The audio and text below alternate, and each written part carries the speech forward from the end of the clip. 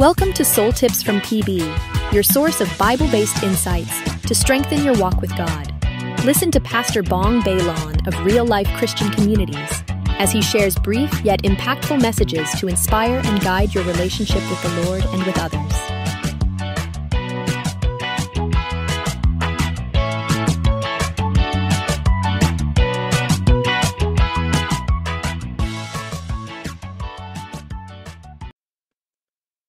Second Corinthians chapter 5, verses 20 to 21. We are therefore Christ's ambassadors, as though God were making his appeal through us. We implore you on Christ's behalf, be reconciled to God.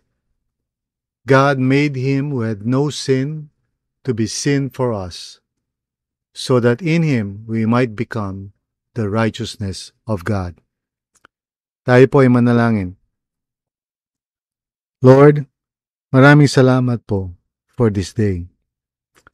Thank you for giving us the opportunity to once again listen to your word.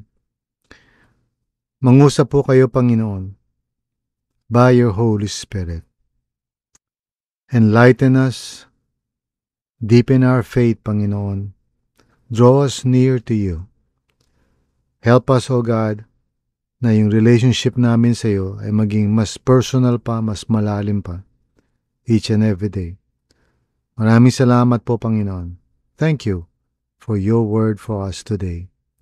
In Jesus' name, amen and amen. So welcome everyone. This is Pastor Bong Bailon of Real Life Christian Communities. And once again, tayo po ay mag-aaral ng salita ng Panginoon. Nasa ika-5 araw na tayo ng ating devotional after last Sunday's message, Working with God, kung saan tingnan natin yung pinaka-exciting na gawain sa lahat. At yan ay walang iba kundi yung mag-work together with the Lord in fulfilling His purpose sa mundong ito.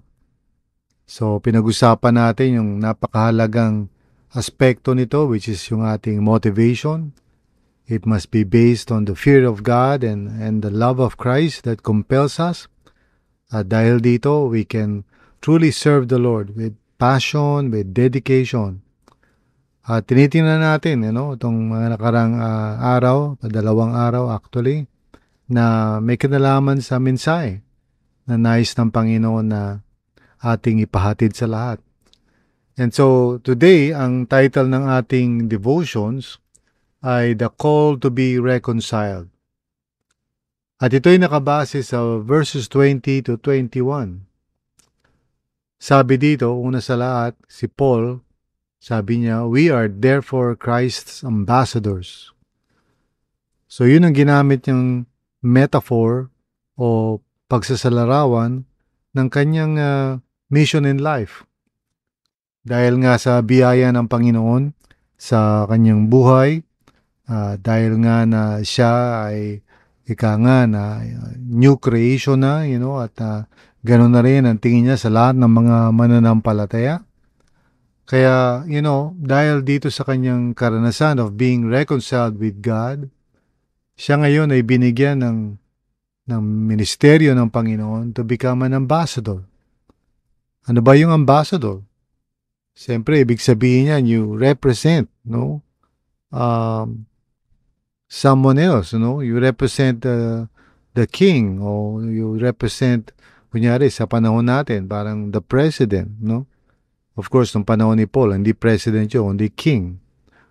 So sabi niya, we are therefore Christ ambassadors, so he represents the king.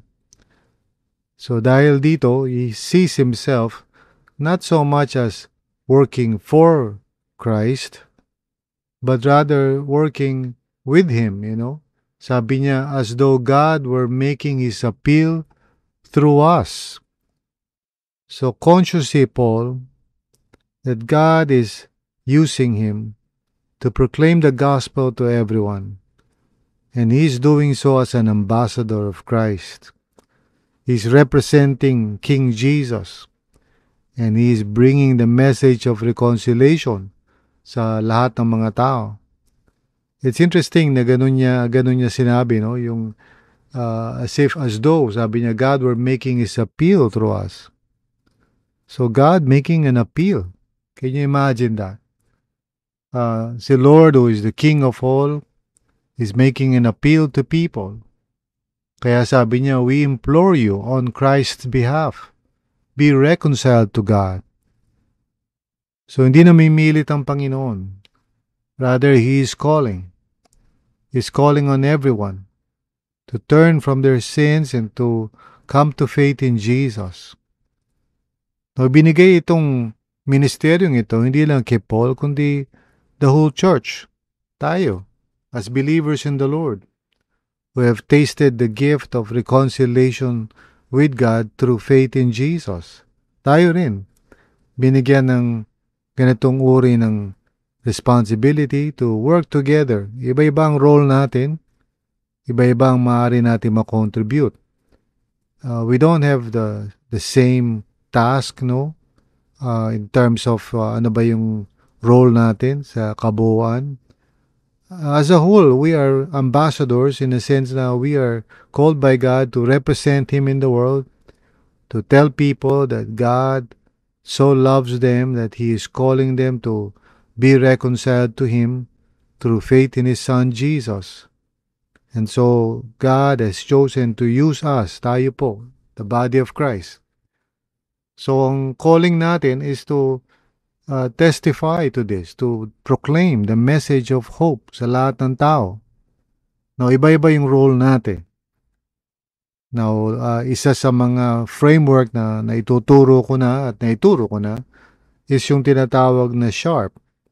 That's one way of thinking of ano ba yung possible role natin. So, SHARP stands for different roles. For example, yung S is supporter. So we can be a supporter to the work of, proclaiming the gospel. Kailangan ng financial support yan. We can be a host, letter H. So we can use our influence, our places of kung saan man tayo naroon, like work or school. We can use yung ating influence doon to start something like a Bible study or a house of prayer or a small group. No, we can be a host, yun yung letter H sa SHARP. We can also be active workers. Maraming klaseng active workers na kailangan, lalo na sa reach teams, going to different places. Sometimes I call it apostolic workers. Yung talagang we go out, we visit people, no, sa iba't ibang lugar, visiting target groups or target areas by the grace of God. Again, same pa rin naman. We are all proclaiming the good news of salvation through faith in Christ Jesus. Yun yung letter A, yung active or apostolic workers. Yung R naman is resource persons. So ito naman yung may mga iba't ibang talents like singing or technology o naman that can come alongside, lalo na sa mga events natin. When we are trying to create events, para sa ganun, mga seekers can come to the knowledge of God. And letter P naman means prayer warriors. So we can pray, we can intercede. So ito yung mga roles, I just put it in an acrostic, yung SHARP. Pero the point here is that God has entrusted to us yung ministry of calling upon others to be reconciled with God. We are given the calling to become ambassadors, lahat tayo. So each of us fulfilling our roles according to the grace of God. Pero isa lang ang mensahe natin. Be reconciled to God. So we implore everyone, we appeal, we do everything possible to persuade everyone by the grace of God to be reconciled with the Lord. Now, sinabi rin ni Paul sa verse 21, God made Him who had no sin, so referring to Jesus, to be sin for us. In other words, Jesus took upon Himself, the penalty of the sins of the world. Kaya ang tawag sa Kanya, the Lamb of God who takes away the sins of the world.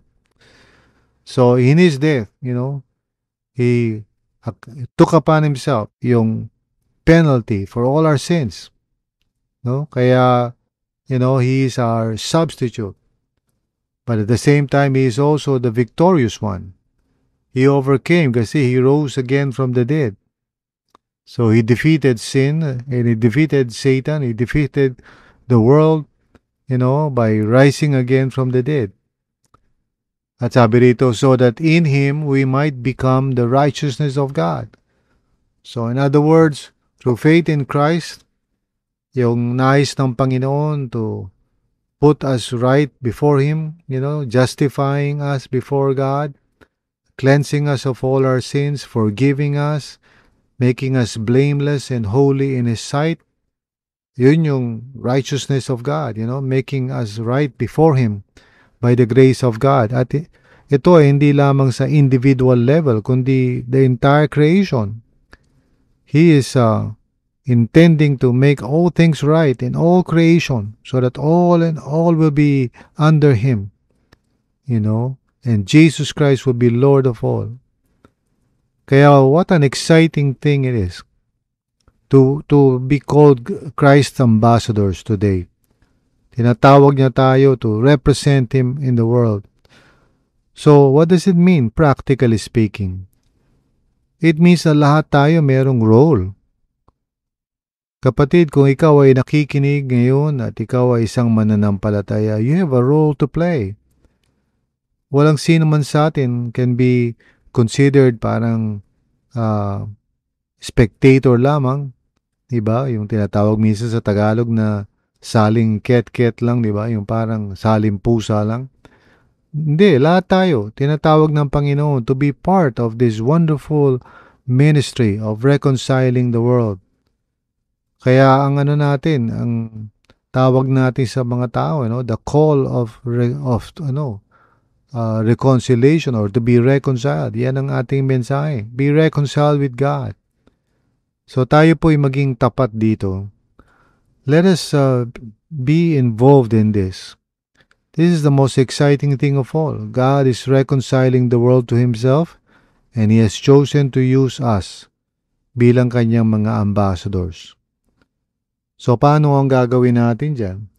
Let's rearrange our lives so that meron tayong mga places and spaces kung saan we can interact with people. We can build connections with those who do not know Christ yet. Yung magkaroon tayo ng time para i-spend sa mga tao who do not know the Lord. I-arrange natin yung buhay natin sa ganung paraan so that we may be faithful to this calling. At kung ano yung maaaring role mo, whether you are a supporter, a host, an active worker, a resource person, or a prayer warrior, regardless kung ano yung role natin, let's all come together hand in hand to appeal to the world, be reconciled with God. At gawin natin to with all diligence and all commitment and faithfulness. Naghahanap ka ba ng meaning and significance sa buhay mo? This is it. Ito yung meaning na hinahanap natin. This is the task na tunay nga, that is world-changing. Life-transforming.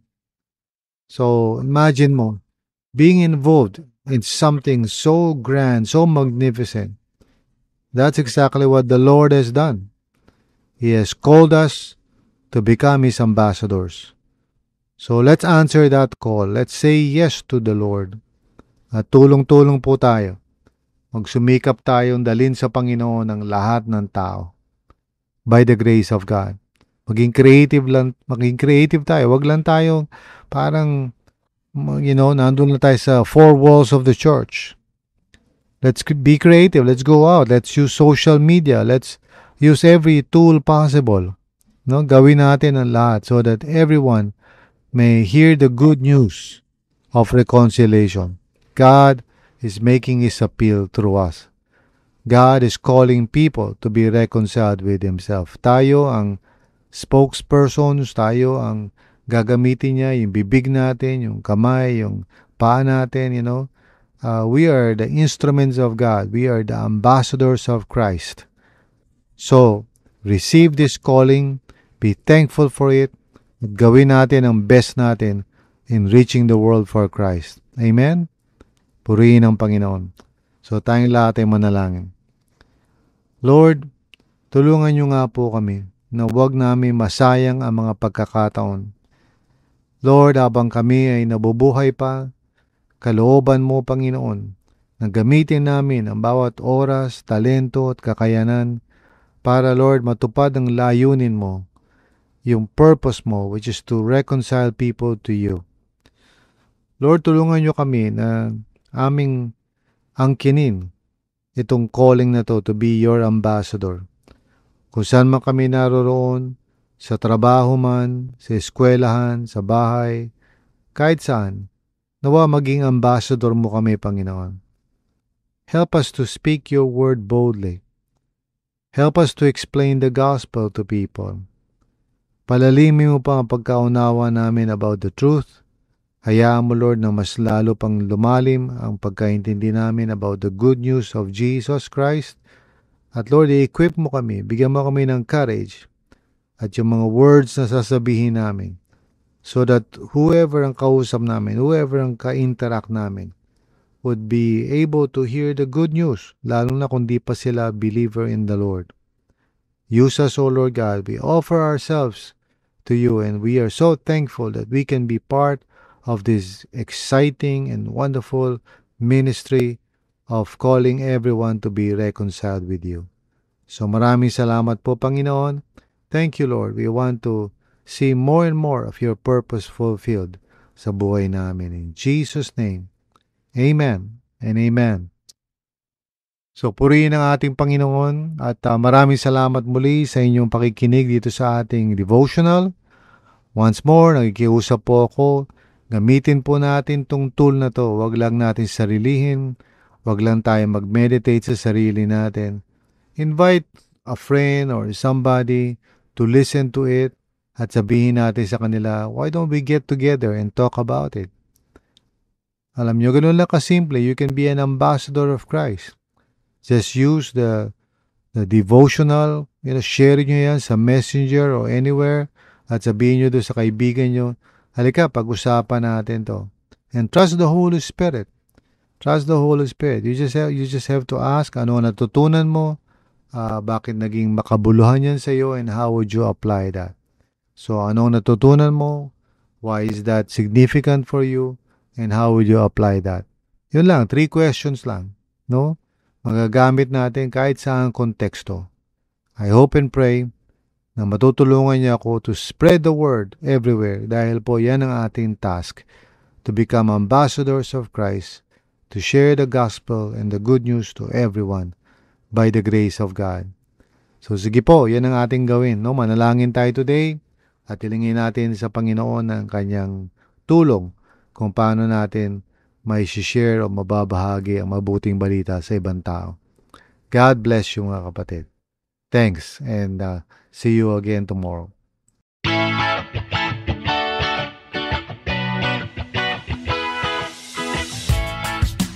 Thank you for listening to Soul Tips from PB.